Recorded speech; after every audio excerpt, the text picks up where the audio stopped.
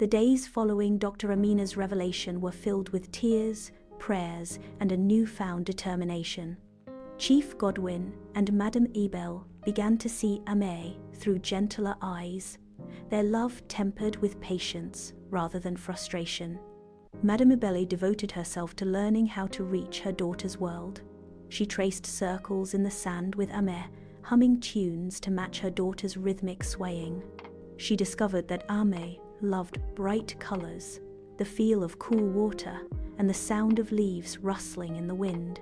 She also learned that Ameh struggled with sudden noises, with unfamiliar faces, with too much light. Madame Ebele crafted a shawl for Ameh, woven from soft fabric and dyed in soothing blues and greens. Ameh would wrap herself in it when the world felt too sharp, her small body calming as the threads embraced her like her mother's arms. Chief Godwin, however, struggled more. The chief was a man accustomed to control, to commanding respect.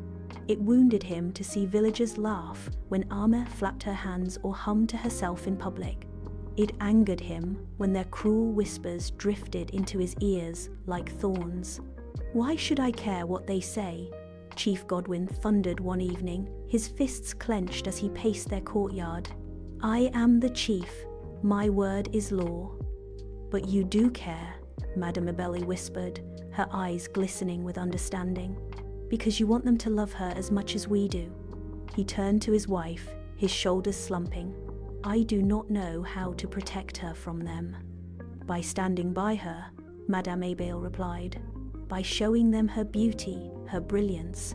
Chief Godwin stared at his wife, her words sinking deep into his heart like seeds waiting to bloom. The villagers continued to scoff at Ameh's oddness, their superstitions and ignorance tightening like a noose around the chief's family. But Chief Godwin and Madame Ebele no longer allowed the cruelty of others to dictate their love. They welcomed Dr. Amina's team into their home, their knowledge like rain on parched soil. They learned how to communicate with Ameh using gestures and picture cards. They learned how to guide her through tasks with patience and repetition. The first time Ameh responded to her name with a clear, unwavering gaze, Madame Ebele wept with joy. The first time Ameh held her father's hand and did not pull away, Chief Godwin's heart swelled with gratitude. Dr. Amina encouraged them to celebrate Ameh's strengths rather than mourn her differences. And so they did. Chief Godwin took Ameh to the river she loved so dearly. He watched as she dipped her fingers into the water, her eyes sparkling with delight. Slowly, he began to teach her to speak through touch and sound, using the gentle ripples of the river as her guide.